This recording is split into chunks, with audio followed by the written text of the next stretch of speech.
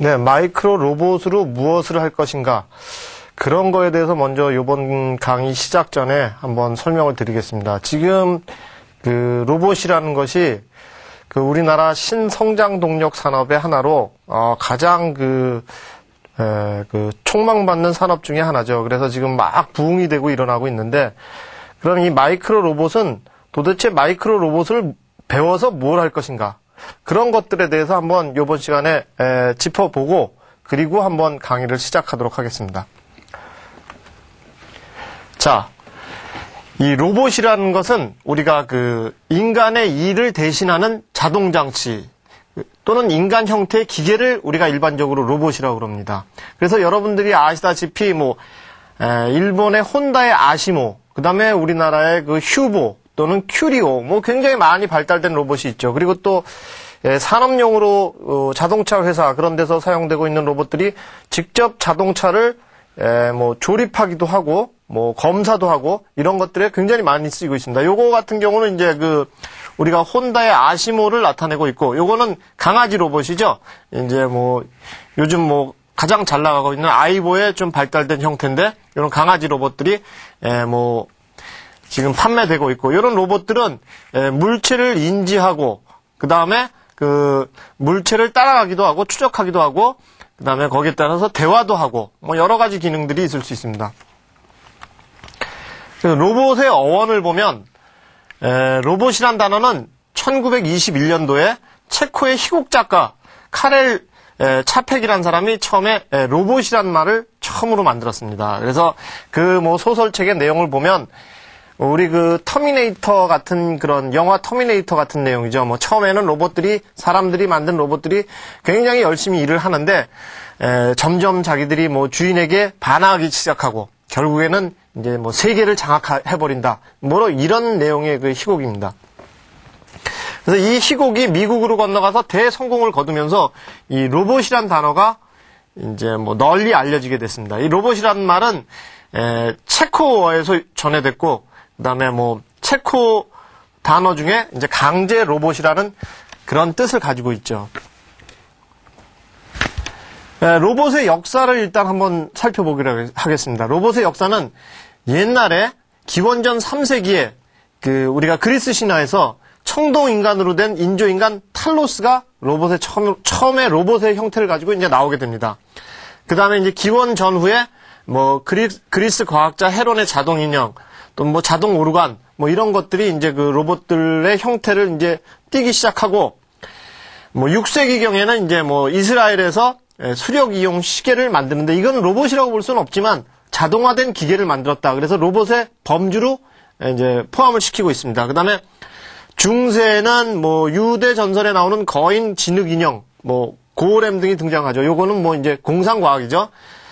그 다음에 이제 1335년도에 처음으로 이제 기계 시계가 등장을 하고, 16세기 말에 이제 도이칠란드의 구스타파 레슬라가 자동인형, 오토마토라는 자동인형을 만들게 됩니다. 그래서 오토마토라는 건 18세기 사람과 동물 모양의 실제 크기의 인형을 만드는 것으로서 이제 자크 드 보캉송이라는 보캉송이 유명하죠. 그 다음에 이제 시계라든지 드럼을 치는 인형이라든지 그런 것들이 이제 완전한 로봇의 형태는 아니지만 로봇의 범주에 포함되는 것들이 이제 나타나기 시작합니다. 그 다음에 산업혁명 이후에는 증기기관도 일반적으로 생각하면 로봇이죠. 사람을 대신해서 일을 해줄 수 있는 것들, 그런 것들, 자동화 시스템들, 그런 것들을 이제 로봇 쪽에 범주에 포함시키고 있습니다. 그래서 1942년에 이게 가장 중요한데, 작가 아이작 아시모프라는 사람이 로봇의 유명한 3대 원칙을 발표를 했습니다. 여러분들이 TV나 영화 같은 데 보면 로봇의 3대 원칙에 대해서 로봇들이 굉장히 많이 얘기하고 또 굉장히 많이 우리가 접할 수 있어서 굉장히 유명한 말인데요. 한번 읽어보기로 하겠습니다. 제1조. 로봇은 인간에게 위해를 주어서는 안 된다. 또 인간의 위험을 간과해 버림으로써 인간의 위해가 미치게 해서는 안 된다. 유명한 말이죠. 그 다음에 제2조. 로봇은 인간의 명령에 따르지 않으면 안 된다. 그러나 그 명령이 제1조에 어긋날 때는 따르지 않아도 좋다. 그죠? 그러니까 뭐 예를 들어서 다른 사람을 해치라던가 이런 것들은 안 따라도 좋다는 얘기죠. 3조. 로봇은 제1조와 2조에 위배하는 염려가 없는 한 자기 자신을 지키지 않으면 안 된다. 그러니까 자기 자신을 지키란 얘기죠. 1조와 2조에 위배되지 않는 한. 유명한 말이죠. 자, 넘어가겠습니다. 그 다음에 이제 로봇의 역사를 쭉 보면, 뭐, 컴퓨터가 등장을 하고, 뭐, 이제 1960년도에 스탠포드 대학의 로젠 박사가 처음으로 지능 로봇을 개발하고, 이제 컴퓨터가 등장함으로써 로봇들이 굉장히 빨리 진보를 하기 시작했습니다. 그래서 현재는 뭐 가장 빠른 게 그 일본의 혼다에서 만든 그 아시모라든지 큐리오라든지 우리나라의 휴보 뭐 이런 것들 그런 것들이 많이 있죠. 앞으로 또 뭐 더 많은 그 로봇들이 나올 수도 있겠습니다. 그 다음에 이제 로봇의 역사, 미래를 보면, 이건 얼마 전 자료인데요. 1939년에 최초의 로봇이 생겼고, 그 다음에 2010년도에는, 지적 수준이 도마뱀 수준이라고 나왔는데, 더 발달될 것 같습니다. 지금 지금 속도로 보면. 그래서 2040년 정도에는, 지적 능력이 거의 인간 수준에 가까운 로봇이 나올 것이다. 근데 지금 현재 추이로 보면 한 2025년이나 30년 정도면 거의 사람과 같은 지적 수준을 가진 로봇이 나오지 않을까. 그렇게 지금 예상이 되고 있습니다. 그럼 우리가 로봇을 배운다 그러는데 로봇을 배워서 학교에서 도대체 이렇게 인간과 같은 로봇을 만들 수 있느냐? 그렇진 않죠. 학교에서 학생들이 만드는 건 인간과 같은 형태의 그 로봇이 아니라 이 학교에서 만드는 로봇은 이런 로봇의 두뇌에 해당하는 이 마이크로 로봇에서는 로봇의 두뇌에 해당하는 이런 마이크로 프로세서 기술을 배우자는 거죠. 이 마이크로 프로세서 기술을 배우면 이 로봇에도 사용할 수 있고 이런 뭐 우주선이라든지 뭐 전기밥솥, 자동차 이런 데도 다 사용할 수 있죠. 근데 이제 학교에서 배우는 건 이 마이크로 프로세서를 이 굉장히 어려운 기술이라고 일반적으로 생각하고 있는데 사실은 좀 쉬운 기술입니다. 근데 일반화되어 있지가 않아서 그러죠. 이 마이크로 프로세서 기술을 배워서 좀 재밌게 배우자. 이걸 가지고 어떻게 재밌게 배우냐. 그것을 로봇의 형태를 띤 기기에다가 마이크로 프로세서를 얹어서 이것이 마이크로 프로세서를 프로그램함에 따라서 막 로봇이 움직이게 이렇게 하면 굉장히 재밌게 우리가 마이크로 프로세서를 공부할 수 있지 않습니까? 그렇게 배워보자. 그래서 우리가 이제 마이크로 로봇 분야가 탄생하게 된 겁니다. 자, 우리가 일반적으로 마이크로 프로세서가 어디 많이 있느냐? 우리가 일반적으로 생각을 한번 해보죠. 마이크로 프로세서는 우리 집안에 보통 마이크로 프로세서를 보통 한 10개 정도는 가지고 있습니다. 보통 집안에. 근데 우리가 생각을 하지 못하고 있죠. 마이크로 프로세서 한번 생각을 해보면 우리 집안에 있는 거 세탁기에 마이크로 프로세서 있습니다. 그 다음에 자동차에 있죠. 뭐 두세 개, 많게는 5, 6개까지 자동차에 있죠. 모든 걸 자동화하고 있으니까. 그 다음에 컴퓨터 당연히 있죠. 그 다음에 TV 있죠. 선풍기, 냉장고, 세탁기, 뭐 전자레인지 다 마이크로 프로세서의 집합체죠. 우리 집안에 보통 한 10개 이상의 마이크로 프로세서를 가지고 있는데 그 기술이 그리고 굉장히 일반화되어 있는데 우리는 거기에 대해서 인지를 못하고 있는 거죠. 그러니까 우리가 지금 이번 시간에는 마이크로 프로세서를 좀 쉽고 아주 재밌게 배우기 위해서 그걸 가지고 이제 마이크로 로봇을 움직여보자는 취지에서 이번 시간을 이제 진행하게 되는 겁니다. 자, 그래서 로봇의 종류를 보면 굉장히 많은 로봇이 있습니다. 그래서 지금 뭐 일반적으로 뭐 이런 것들은 제가 자료를 찾은 건데요. 넘어갔네요.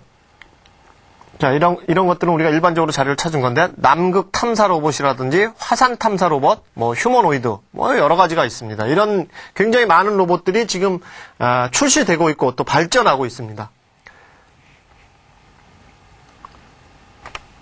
다음으로 안 넘어가네. 예. 그래서 이제 우리가 이 마이크로 로봇을 배워서 어디다 써먹을까? 그런 것들이 있습니다. 그래서 마이크로 프로세서를 쉽게 공부하기 위해서 마이크로 로봇을 만드는데 그 마이크로 로봇은 어떤 종류가 있을까? 뭐 일반적으로 우리가 이런 거미 로봇이 있습니다. 거미 로봇. 이 육적으로 움직이는 거. 학생들이 굉장히 좋아하죠, 이거. 그 다음에 이렇게 팔. 요거는 우리 과 학생들이 만든 건데 산업용 로봇과 거의 비슷하죠. 용접 로봇. 그러니까 현대자동차나 뭐 이런 자동차 회사에 가면 이 로봇의 그립이 용접을 하기도 하고 굉장히 많은 그런 어떤 일을 하는 거죠. 요거는 마이크로 마우스죠. 매년 서울대에서 마이크로 마우스 대회가 있는데 미로를 찾아서 얘가 주어진 미로를 해석해서 미로 중심점으로 들어가는 그런, 그러니까 사람도 미로를 찾기가 힘든데 이 로봇은 스스로 학습을 해나가면서 그 미로의 중심을 찾아 나가죠. 요건 이제 라인 트레이서죠. 초기 모델인데 이 라인을 따라서 이제 그 어떤 길을 갈 수 있는 그런 거죠. 프로그램함에 따라서 이제 뭐 오른쪽으로 간다든지 왼쪽으로 간다든지 이런 것들을 이제 자유롭게 이제 프로그램할 수 있는 거죠. 이 로봇들의 특징은 뭐냐면 사람이 이 로봇은 그냥 물체죠. 생명을 안 가지고 있는 물체. 근데 우리가 마이크로 프로세서에다가 프로그램을 함으로써 얘는 내 생각과 똑같이 움직일 수 있는 그런 장점을 가지고 있는 그런 것들이죠. 자, 요런 로봇도 이제 뭐 우리 학생들이 만든 건데 요거 뭐 카메라를 달아가지고 이제 물체를 인식하면서 그 뭐 이렇게 집기도 하고 밀기도 하고 요건 아까 로봇이 이제 작업을 하는 거죠. 요건 다른 형태의 거미 로봇입니다. 우리 학생들이 만든 거. 요건 이제 여기다가 바퀴를 다는 거. 이렇게 해서 뭐 여러 가지 미션을 주어서 얘네들이 이제 움직일 수 있도록 그렇게 이제 한 것입니다. 일단 우리 학과에서 배우는 로봇 같은 것을 배우는데 이 과목을 들어가기 전에 이 대전의 그 로봇의 어떤 대전 중심에 있는 대덕대학의 로봇 특성화에 대해서 잠깐 설명을 드리겠습니다. 이 대덕연구단지는 이 로봇 특성화 도시로 선정이 됐어요. 그래서 2005년서부터 잘못됐네. 2005년서부터 418억 원이 로봇 쪽에 투입이 되고 있습니다. 자금이. 그래서 로봇 특성화 산업화 센터가 생기고요. 그 다음에 저희 그 대덕대학 마이크로 로봇과는 교육인적자원부 학교기업으로 선정이 됐습니다. 그래서 마이크로 로봇과 학교기업 D2E 로보틱스가 지금 설립이 돼서 학생들에 의해서 운영이 되고 있고 이 학교기업은 학생을 위한 학생들에 의한 기업이라고 생각하시면 됩니다. 그래서 여기선 수많은 로봇을 만들어내고 있습니다. 물론 우리가 공부할 이 로봇도 만들고요. 그 다음에 우리 대학에서는 매년 육군 참모총장배 로봇대회, 그 다음에 교육부 장관배, 올해는 노동부에서 지원을 했고, 산업기능경기대회 로봇 경진대회를 했는데요. 요거 대신. 그 다음에 문화관광부 장관배 로봇 경진대회, 이런 것들을 하고 있습니다. 그리고 중소기업청 지정 로봇 특성화 컨소시엄 대학도 저희 대학이 이제 선정이 됐습니다. 자, 그럼 이제 로봇에 대한 개요를 말씀을 드렸는데, 이제 그럼 본격적으로 이 마이크로 로봇을 우리가 공부하기 위해서 이제 진도를 나가보도록 하겠습니다. 자, 책은, 마이크로 로봇이라는 책인데요. 이게 정보통신 자격협회에서 주관하고 있는 마이크로 로봇 2급 자격에 해당합니다. 그래서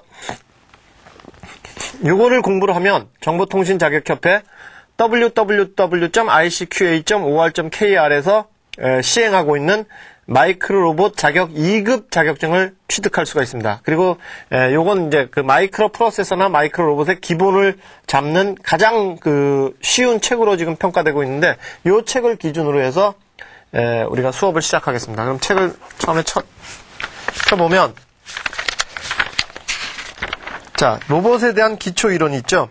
9페이지에 로봇에 대한 기초 이론. 자, 보도록 하겠습니다.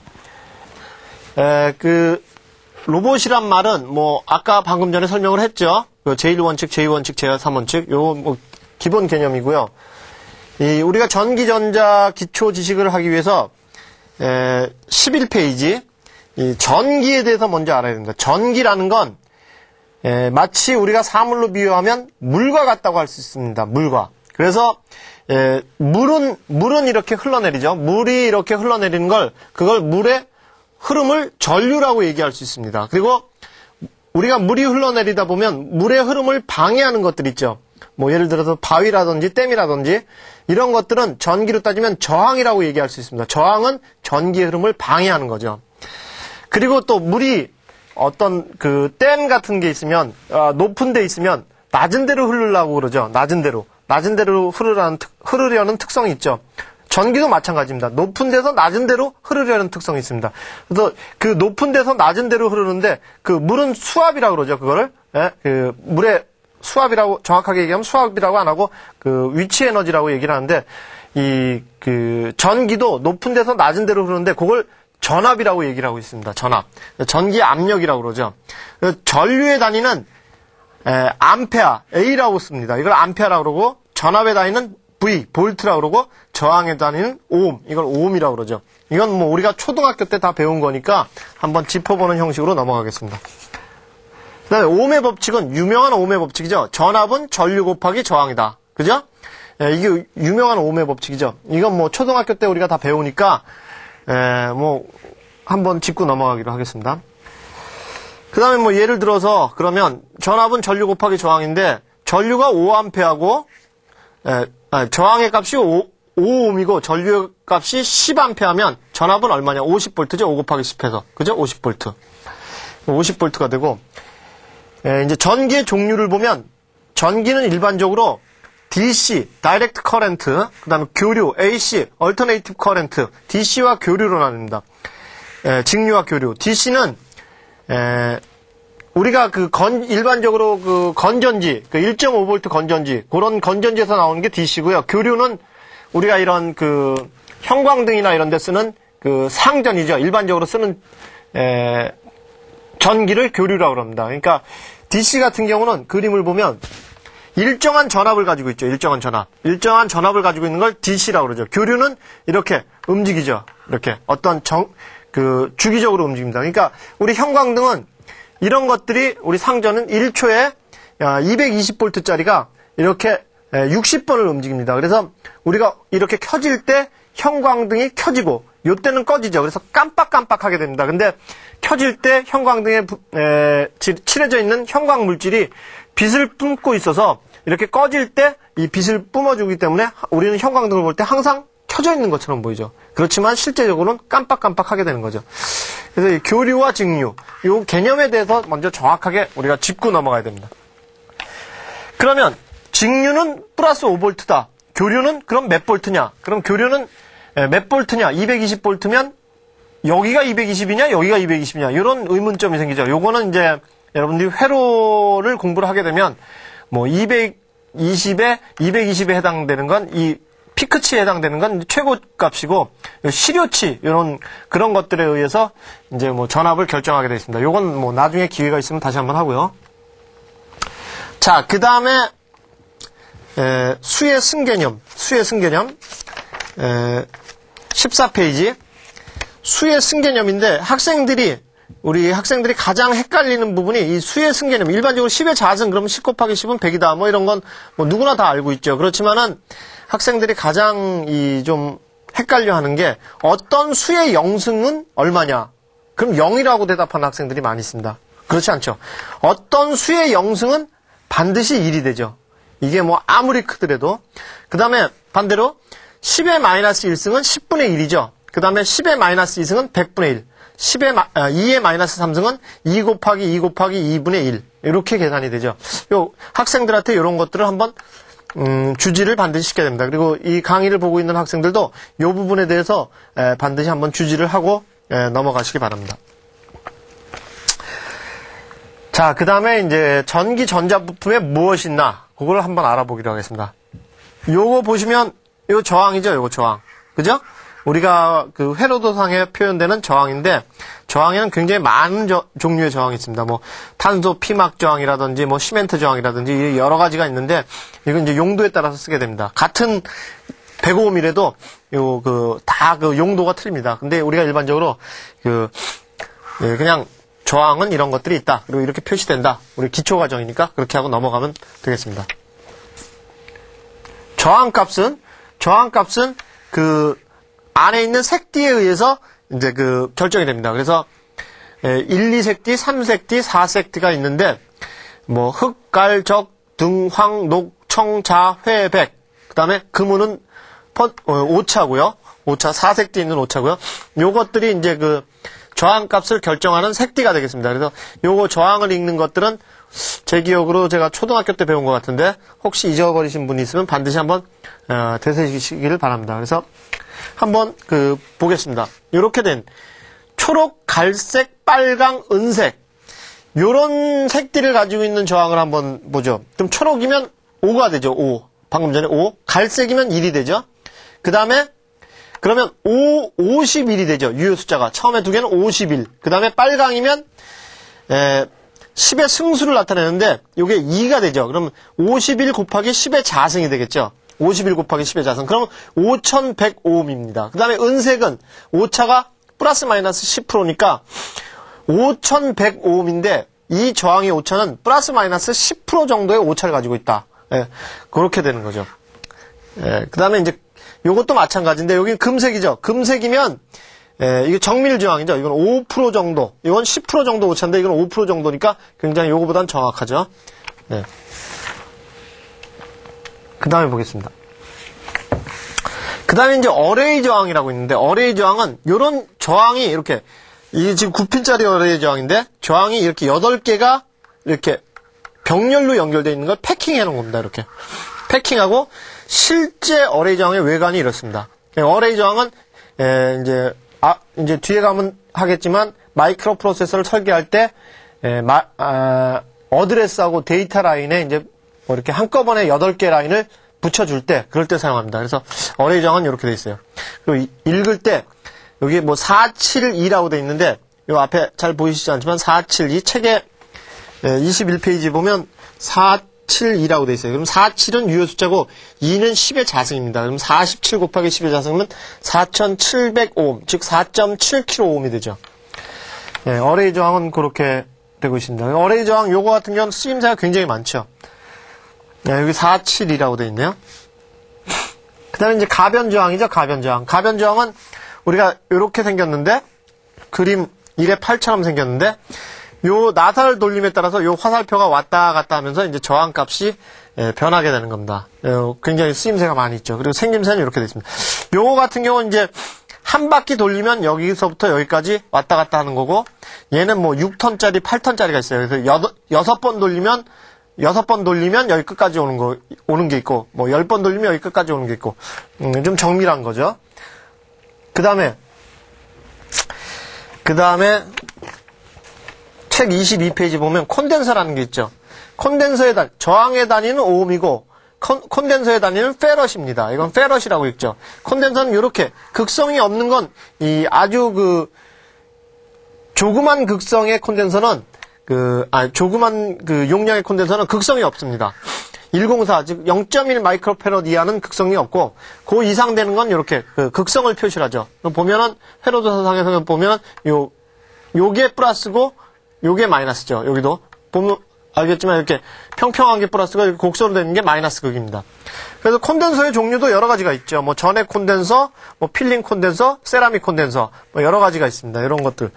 그래서 1, 2번은 전해 콘덴서고, 3번은 필링 콘덴서, 이건 세라믹 콘덴서, 5번은 탄탈 콘덴서. 이 콘덴서도 각각마다 특징이 있어서 사용하는데 뭐 여러 가지 용도가 있습니다. 그렇지만 뭐 우리가 거기까지 알 필요는 없고, 일단 콘덴서는 이렇게 생겼다. 이렇게 생각을 하고 넘어가겠습니다.